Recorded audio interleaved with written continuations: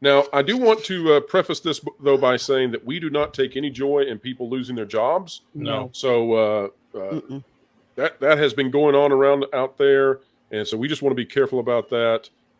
Everybody needs to know that both sides have the ability to make mistakes, and taking joy in people losing their careers or having a hard time in life, not fun. So let's be careful about that. No, this is the aspect of the job that all of us have. We're going to check each other if we find ourselves having glee, because this is the bad part of wanting companies to make changes in the way they operate. Real people suffer as a consequence. Now, I'm not saying we need to go support a movie that's not very good, but we take no joy. I have a disclaimer. My disclaimer is I wasn't saying yay to people getting laid off. I was saying yay, Disney can't stay out of the news. Well, we weren't actually talking about you, Stephen. No, I'm just making sure no one goes, well, Stephen just went yay. Yes, well, I also hired a mariachi band. You're talking about Stephen. Yeah, I wasn't correcting you, but no. No, I don't. Not taking the fence line there. I just want to make sure. But yeah. No, but the other thing about this is that usually the people who get fired, now not in Chapek's case, I suppose, not in Peter Rice's situation, I suppose, not in Victoria Alonso's situation, I suppose, but almost all the rest of the time when a company's on fire, it's the people who made the bad decisions who somehow get to stick around, and it's the people who are just following orders who get the axe. So no fun there. Failure upwards. Yep. All right, so from Forbes, we're not done with layoffs yet, as Meta, Disney, and Amazon all make further cuts. Meta, Disney, and Amazon have all made headlines this week as the highly anticipated job cuts hit workers across multiple divisions. Meta, Disney, and Amazon have forged ahead with their mass layoff rounds this week, with some workers finding out on Wednesday that their jobs were gone. Wall Street was largely indifferent to the news, but it wasn't the same positive reaction big companies enjoyed when the news first broke. And then it continues on to talk about what's happened.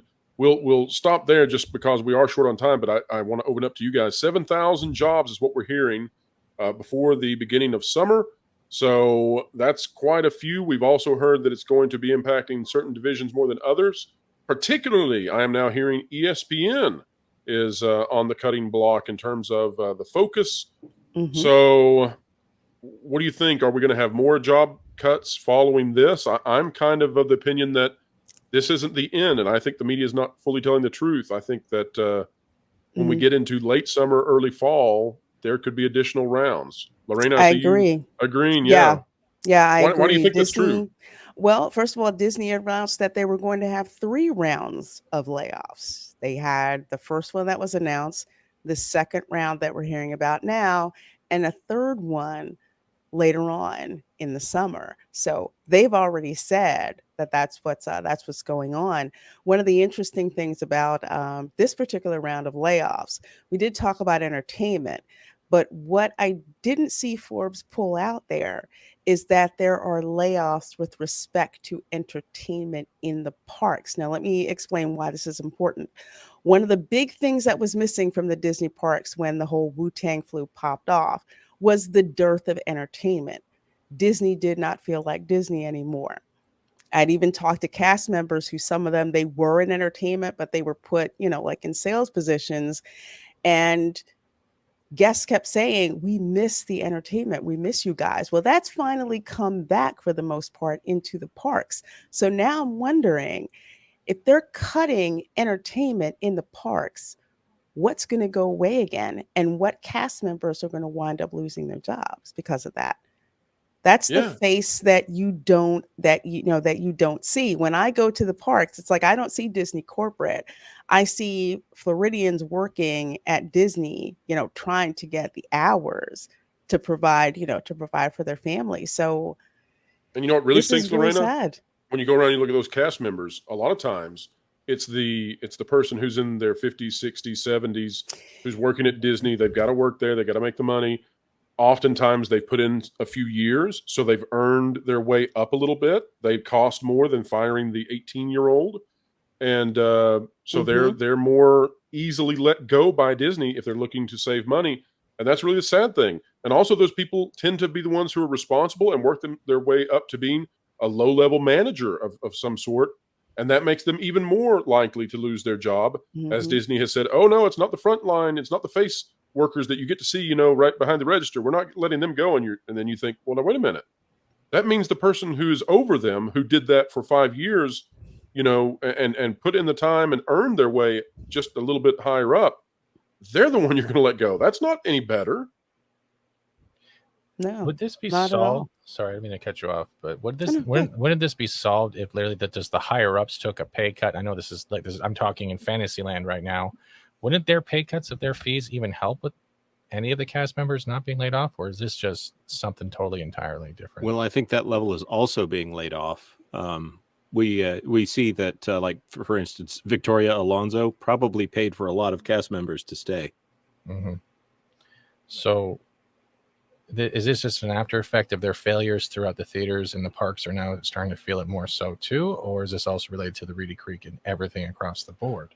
Well, I don't think the Reedy Creek situation is affecting the cost of anything at the parks just yet. Okay. I think it will cost Disney in the long term because it'll change their tax status in a way that they'll probably end up paying for more things that aren't directly benefiting Disney, although they will benefit Disney. They'll just benefit other people at the same time. Mm-hmm. I ask this because I am a normie and I don't know much about the financial sides as you guys do. So this is why it might help out in the chat. Another thing to add also is that the parks fund a lot of what's going on with Disney. Excellent points. Yes. So the tragedy here is there's an old phrase is it's a recession when my friend loses his job. It's a depression when I lose mine. Yes. The truth of this many people losing their jobs is that it will have a secondary effect in that you will have even fewer people contributing to the economy and they'll be spending less money.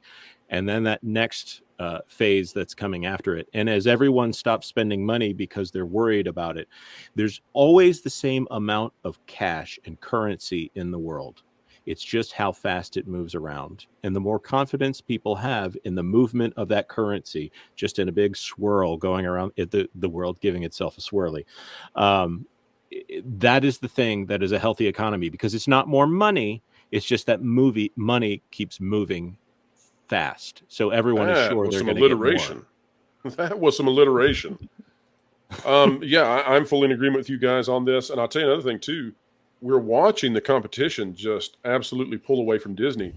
When you watch Mario, and I'm curious what you guys think it's going to do this weekend, it only had a 30%, mid 30% drop, which is unheard of.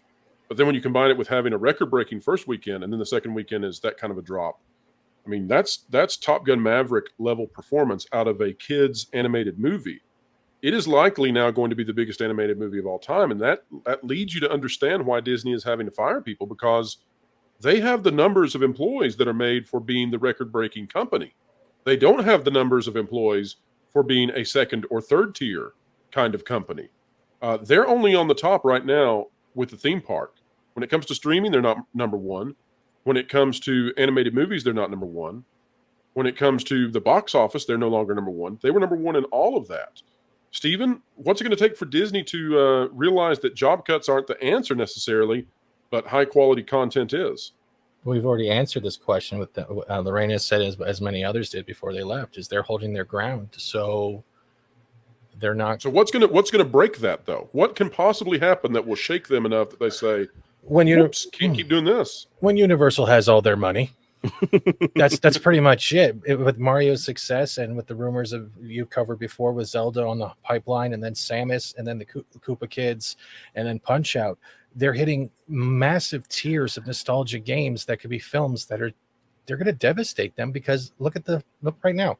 Lightyear, fail. Stranger World, fail. They had to announce things like Toy Story 5. They think that's going to bring people back after the way they treat Tim Allen. Even though there was the Santa Claus, it still doesn't hold precedence. They're not doing anything to entertain families. They're entertaining ideologies to a 3% that does not care. They just want to. Bingo. Well said, everyone.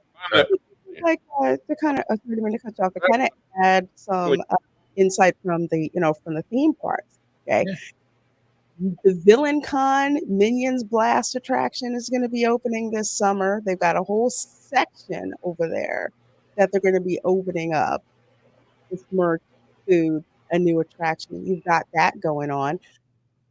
Poseidon, oh gosh, what was it? I keep forgetting the rest of the name, but the Poseidon's Fury.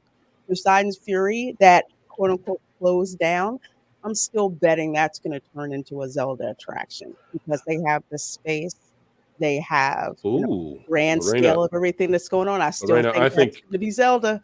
I think based on what my sources are saying that you're right. Mhm. Yes. So, and here's the other thing, Lorena. I don't know if you watched this, but I did a video talking about this thing that Disney is purportedly doing with Frontierland, where they're going to change much of it to be New Orleans to go along. Yes, we talked about that on my channel as well, and I saw your video. Yes, ripping off Universal Studios as Disney realizes they're going to have to make more money off of the locals, ripping off some of the things that Universal has been so successful with Mardi Gras, with Halloween Horror Nights, and all of that. That may be why they're doing New Orleans and why they're doing the villains area. Is that? Do you think they're getting a little desperate now? I think they're very desperate.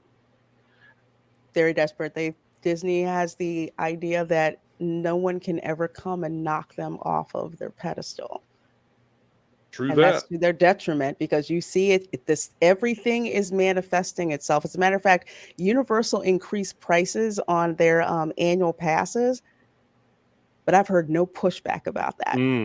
That's a good Considering point. how much they've been doing. People are just kind of like, okay, it's just the cost of doing business. They've always Absolutely. got Disney over there saying, look, they don't even care that you're here and they're charging you more. Disney does not do things well when they do them second. MGM Studios back in the day, they had to, it's Disney. It didn't do that bad, but it still didn't do how they wanted it to. And then they had to expand the park. They destroyed their Mickey icon to add in Sunset Boulevard. And then it did a little bit better. Well, let me clarify that, Jonas, for people who are not savvy on how that played out. Disney got the inside knowledge that Universal Studios was on the way, so they hurriedly built a park and came out first in the market, but they were second with the idea. And being so rushed to beat Universal Studios with then MGM Studios did not a great theme park create. Mm-hmm. And that Eisner era of trying to appeal to teens took a lot of fixing before it was truly successful for them. And now we have Hollywood Studios and they have Galaxy's Edge, which Galaxy's Edge is them trying to do Harry Potter World. Watching Disney try to catch up is always a painful struggle. There's an easy solution to get teenagers into the park.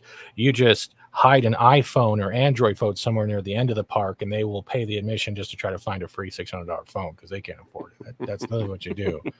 Or just put on every ride a tablet, and they'll just